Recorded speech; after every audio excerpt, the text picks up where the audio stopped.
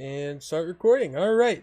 Hello, everyone, and welcome to what I hope to be the first of many in a series that I'm going to start doing called The Difference Between a Good Player and Good Instincts.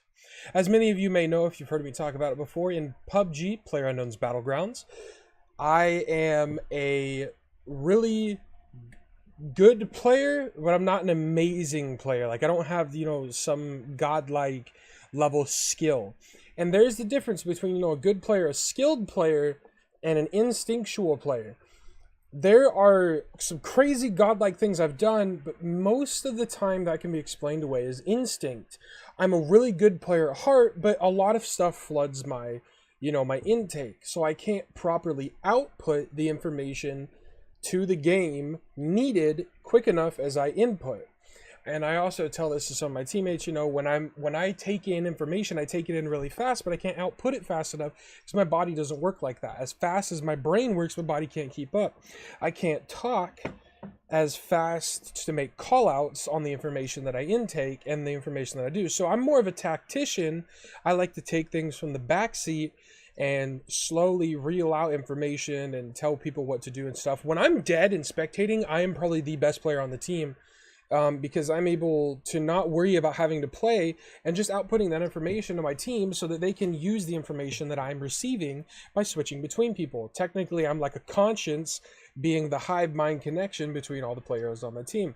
But like I said, this is the first video, and what I want to do is there's a 50-second video I have, although I think it only really matters to a certain point. Yeah, okay, cool. So we're going to start from the beginning at first. To explain, this is a pretty decent game that went by. Also, this is a little zoomed in, so you're not going to be able to see a little bit of the information, but it's totally fine. Everything that's important is there on the screen. And there's a little pixelation, obviously, because that's just how PUBG's, high intake game.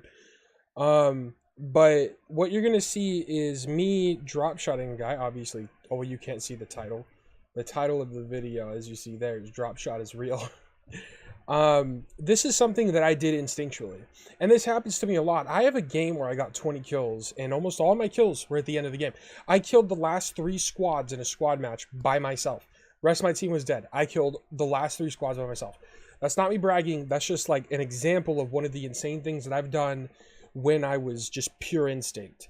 I'm focused. I'm, as I like to explain it, in the zone. If you've ever seen me weebing out, there's an anime called Kuroko no Basket, or Kuroko's Basketball, and in that, being in the zone, as a quote that we used, dude, they're doing amazing today, they're doing way better than usual.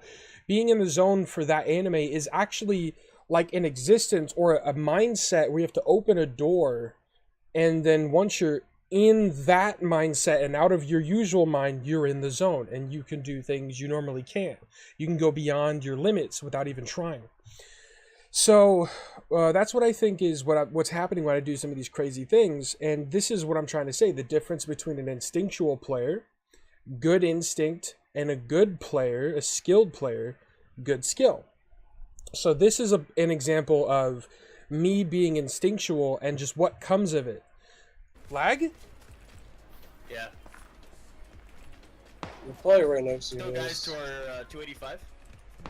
So this is a guy I looted earlier. I was checking to see if I'd left some meds on him. We know that there's a 2-man squad that was in this compound with us. We were fighting them a second ago. At a tree, yeah. Now here... I can't see him. Where is he? Yeah, he's right. The 2 trees to your left.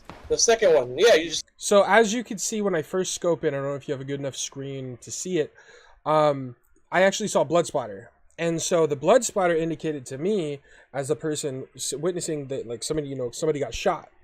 So I'm trying to find the player that they're calling out, and I hear trees. So I look at all the trees around me, but there's another tree behind the tree in front of me, and the leaves from the tree in front of me are overhanging, so I can't really see. And so that's when Wazuppy, as understanding from looking from my perspective, because he was at first looking at King's perspective, King Big Dip is the other person alive. Wazuppy switches to my screen, and that's when he says, no, the other tree, there's a tree behind the tree. So I trust his call, and I look, and that's when I see the blood splatter. So I know, okay, so there's another tree behind that tree, and there's a player at it. Stop blood. There's a hit. Kill him.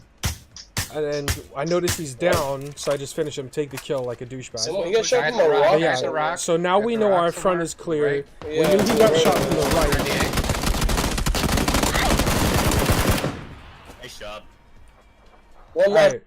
So we knew the guy was to the right, and I knew that too because of the blood spatter, and I'm thinking there's a truck there, so the guy inside our compound wasn't able to shoot him, and there's also another tree in the way. So it had to be someone to his right or behind him that got him down.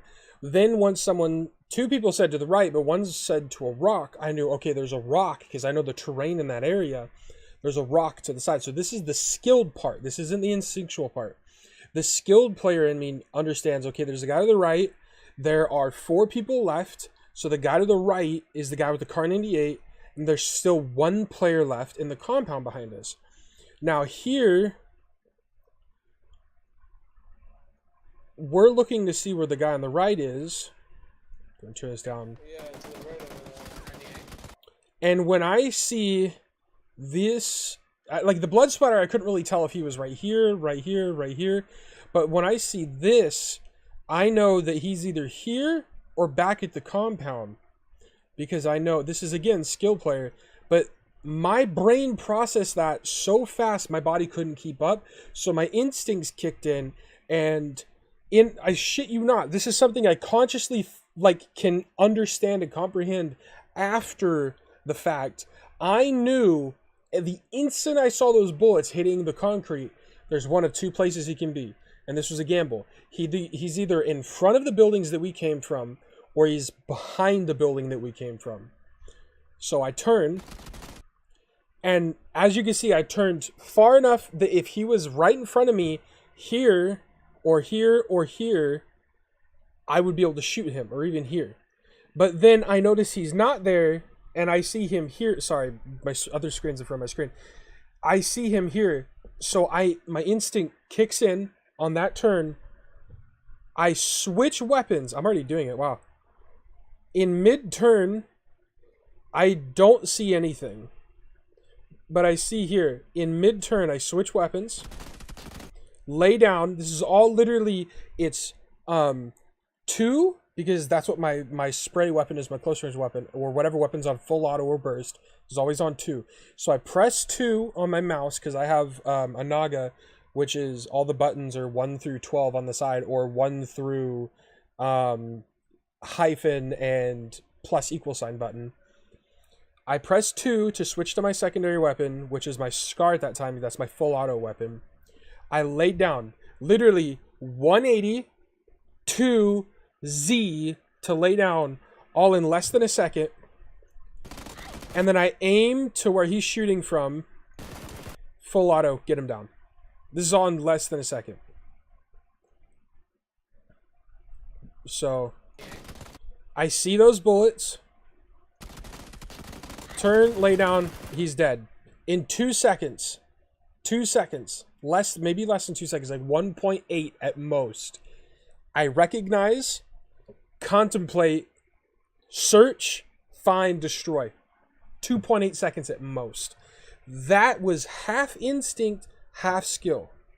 But literally killing him was skill. So for me to be able to do that, that's all skill. And then what happens after this, at this point in the video, is I see the other player. I knew there was a rock over here, and I knew where the player was going to move. So I was able to make that.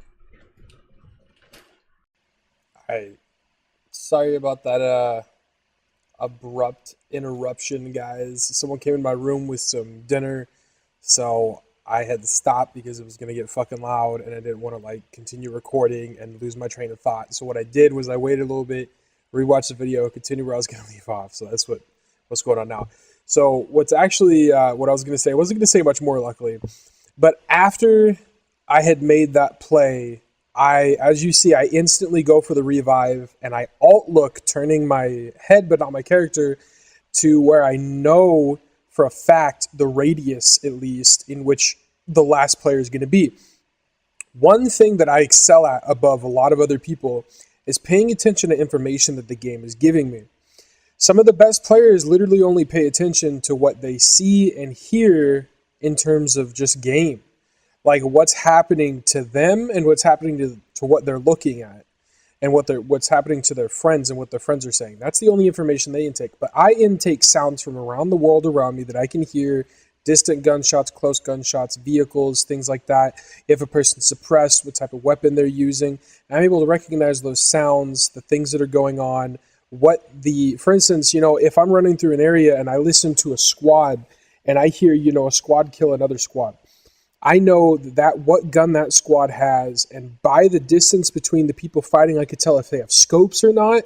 And by looking at the feed and knowing what weapons they have, I can look and see how many people they've knocked, how many people they've killed, if there is still a survivor or two from that squad, if anyone in their squad's been knocked down or revived. And I'm looking at the feed always, and I'm also looking at the amount of people alive. At the end of the game, especially the final 20, the feed, the sounds that you hear, the guns you're able to recognize, if someone has a scope or not, if they're suppressed or not, if they have an overpowered weapon like an AWM, M249, or a Groza, and how many people are left and how many squads are left. Being able to intake all that information and use it to my advantage is a big reason why I'm a skilled player. And having all that information allows my instincts to kick to a higher level. So what I'm trying to say with this as the first video, explaining the difference between a casual player, skilled player, and an instinctual player, I want you guys to understand that to become better players, you need to intake as much information as you possibly can and learn through playing and experience how you can use that information to your advantage, how you can use that to change your plays or what you're going to do when you come across a squad or not. At the higher levels, this becomes really big because if you pay attention to what your peers are playing like, the top 50, top 100, top 250, top 500 players, the players that you were constantly getting in lobbies with due to the, the ELO rating and how you get into games with people of the same skill level as you. If you know how like Profi plays, Shroud plays, any people in the PUBG EXP Discord plays, any people on those professional teams, if you are in their match and you see that in the feed and you know where they are because you know that when you saw in the feed earlier, they had a Groza. You hear a Groza, okay, shit, that's Profi. I know that Profi's pretty good with the Groza, or he's pretty good with the M16 on burst fire. I got to stay at a distance. Okay, wait, he killed a squad with he killed a squad from pretty far. He must have a scope. I have to be careful. I have to get the drop on him. If you know that a player is better than you, or if you know what a group has, what they're carrying, and how they use that, what plays they'll make, that is the difference between you and the team you're fighting, is the information that you have. At a certain point in this game, you hit the skill ceiling. Now you have to break through that skill ceiling and go by spirit, fucking jump out of your body. I know it sounds like a retarded metaphor, but that's what I mean. And the only way to get past that skill ceiling to actually be the better player is to collect as much information as you possibly can. You bring that meter as high as you can. You push it to the limit. And that's how you play against people at the level that I play at. And I know, again, I'm like the lowest of the low when it comes to the top players, but I'm still better than, a couple million motherfuckers that play this game daily. So I hope you guys learned something from here. I hope that maybe, you saw something you could use, or at least you got some information from this video. If not, I hope at least it was entertaining as all hell. This has been a second broadcast for you, truly, Jason, aka Second Leader. Have a great rest of your fucking day, night, morning, whatever time it is. Have a great rest of it. I'll see you guys in the next video.